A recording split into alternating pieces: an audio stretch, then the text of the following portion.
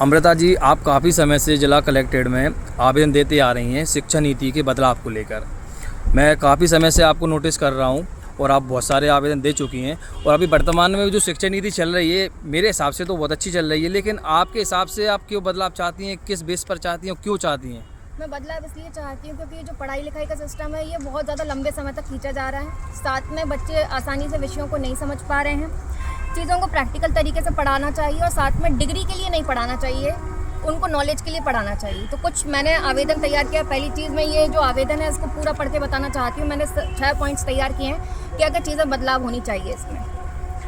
तो सेवा में निवेदन यह है कि वर्तमान समय में हमारी शिक्षा प्रणाली केवल डिग्री प्रदान करने तक सीमित रह गई है। विद्यार्थी 15-16 वर्ष तक पढ़ाई करने के बावजूद आत्मनिर्भर नहीं हो पाते हैं। उन्हें रोजगार के अवसरों के लिए संघर्ष करना पड़ता है। इस कारण बेरोजगारी दिन प्रतिदिन बढ़ रही है।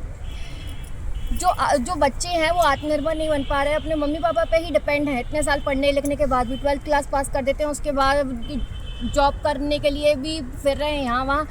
केवल और केवल डिग्रियां हैं उनके पास, लेकिन ज्ञान कुछ नहीं है, वो पैसे नहीं कमा पा रहे हैं। यदि शिक्षा व्यवस्था को व्यावसायिक और जीवन उपयोगी बना दिया जाए तो विद्यार्थी न केवल पढ़ाई पूरी करने के बाद आत्मनिर्भर बन पाएंगे बल्कि समाज और राष्ट्र के विकास के लिए भी योगदान दे पाएंगे।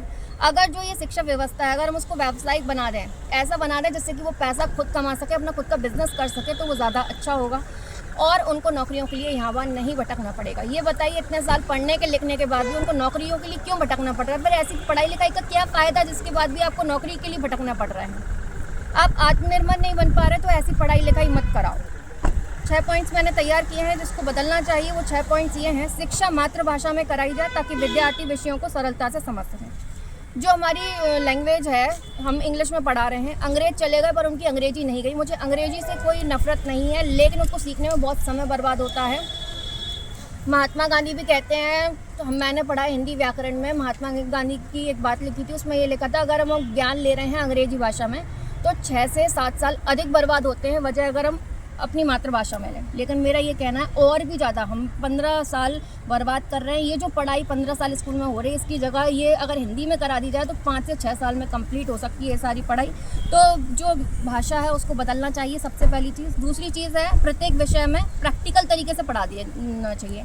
जैसे हम पढ़ा रहे हैं साइंस पढ़ा रहे हैं तो हर एक चीज़ को प्रैक्टिकल करके दिखाओ। जैसे कोई बीमार है तो कौन सी दवाई देनी चाहिए, उनको सारे इंस्ट्रूमेंट्स के बारे में समझाओ, तो वो सारी चीज़ें प्रैक्टिकल करके दिखाओ। अब जैसे मान लीजिए किलोमीटर है, प्लस माइनस इंटू डिवाइड, ये आपने देखा होगा बुकों में हम कैलकुलेशन कर रहे हैं 2 और 2 4। इसकी जगह जो सब्जी वाले बैठे हैं, जो दुकानों पर बैठे हैं, वो अच्छे से कैलकुलेशन कर पाते हैं क्योंकि वो डे टू डे वो एक्टिविटीज़ कर रहे हैं।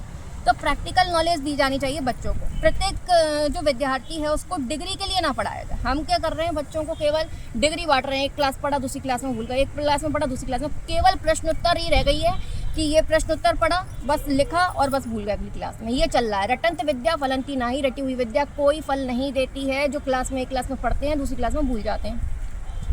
ऐसी चीज़ पढ़ाई जाए जो हमारे जीवन भर काम में आए। 4th पॉइंट है कि जो बच्चे हैं उनको उम्र के हिसाब से पढ़ाया, उनको उम्र के हिसाब से ना पढ़ा के उनको ज्ञान के आधार पर पढ़ाया जाए। शिक्षा का स्तर उम्र या कक्षा के आधार पर नहीं बल्कि ज्ञान और योग्यता के आधार पर तय किया जाए। ये मत देखो कि ये बच्चा 5th क्लास में है तो उसको इतना ज्ञान होगा, 15 साल का है तो इतना ज्ञान होगा। क्योंकि जो इंसान है, देखिए जो उम्र है ना वो आत्मा की होती है। लोग ये सोचते हैं कि जो उम्र है वो शरीरों की हो रही है, आत्मा की हो रही है। क्या है ये सिस्टम? तो हमें ये समझना पड़ेगा, जो शरीर है वो अलग चीज़ है, जो आत्मा है वो अलग चीज़ है। शरीर बढ़ते रहते हैं, शरीर की उम्र होती है लेकिन आत्मा की नहीं होती है। बहुत समय से चली आ रही है। तो कुछ लोगों को पिछले जन्मों का भी ज्ञान होता है। कुछ लोग जल्दी सीख जाते हैं, कुछ लोग इंटेलिजेंट हो। जैसे मान लीजिए 5th क्लास के बच्चे हैं, कुछ लोग बहुत ज़्यादा इंटेलिजेंट हैं, कुछ लोग वीक है। ऐसा क्यों है? क्योंकि उनकी जो आत्मा है वो पहले से ज्ञान ग्रहण कर चुकी है, पहले पिछले जन्मों का भी, इसलिए वो लोग ज़्यादा इंटेलिजेंट है। और कुछ लोग बहुत ज़्यादा वीक है, उनके पास ज्ञान की कमी है, तो उनको पहले की उनका बेस क्लियर कराना पड़ेगा। और जो 5th क्लास में बच्चे इंटेलिजेंट है उनको आगे की पढ़ाई करानी चाहिए। एज के हिसाब से सारे बच्चों को एक साथ नहीं पढ़ाना चाहिए। ज्ञान देखना चाहिए कि किसके पास कितना ज्ञान है, उस हिसाब से उनको क्लासों में बांटना चाहिए और उनको उस हिसाब से पढ़ाना चाहिए। ऐसी शिक्षा दी जाए जिससे विद्यार्थी भविष्य में स्वयं का व्यवसाय या रोजगार प्रारंभ कर सकें और नौकरी पर आश्रित ना रहें। जो बच्चे हैं वो ऐसी पढ़ाई कराओ उनको जिससे कि वो अपना खुद का बिजनेस कर सकें और वो नौकरी पर आश्रित ना रहें कि किसी के अंडर उनको नौकरी पर जाना पड़ रहा है। इतने सक्षम बन जाएं कि वो अपना खुद का काम कर सकें। अब वो सक्षम कैसे बने, तो हमारे जो वेद पुराण है उसमें 64 कलाओं का वर्णन आता है। वो 64 कलाएँ ये हैं, जैसे गान विद्या, जैसे ये समझ लो आप तो पैसे कमाने हैं किसी को भी, तो वो क्या काम करता है, ठीक है। अब जैसे मान लीजिए आप वो पैसे कमा रहे हो, आप पत्रकार हो, तो अब क्या वीडियो रिकॉर्डिंग करना, एडिटिंग करना, ये सारे काम आने चाहिए। इसके लिए डिग्रियां क्या करेंगे? अगर आपको काम नहीं आता तो आप क्या करोगे? कोई गाना गा के पैसे कमा रहा है तो उसको गाना आना चाहिए, किसी को डांस करके आना चाहिए, किसी को अच्छा खाना बना के आना चाहिए, किसी को कुछ काम करके आना चाहिए, किसी को गाड़ी चलाया ड्राइवरी आना चाहिए, किसी को टेलर है तो मशीन चलाना आना चाहिए, पार्लर का काम आना चाहिए, जो अलग अलग डिफरेंट खेती किसानी का काम आना चाहिए।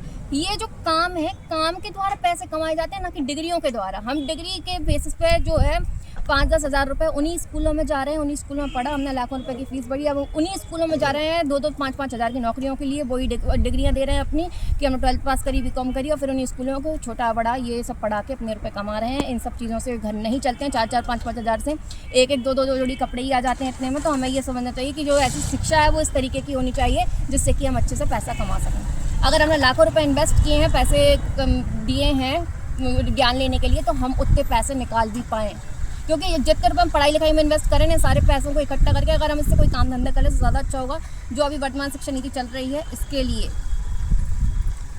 ठीक है। और साथ में एक पॉइंट और रह गया है, जो शिक्षा है वो ऐसी हो, धार्मिक हो, लोगों को प्रेम से बात करना सिखाई जाए, साथ में धार्मिक शिक्षा दी जाए। धर्म और नैतिक शिक्षा व संस्कारों को भी पाठ्यक्रम में जोड़ दिया जाए, हिस्सा बना दिया जाए, जिससे जो युवा पीढ़ी है उसमें चरित्र का निर्माण हो सके और अच्छे गुण उसके अंदर विकसित हो सके। राधे राधे।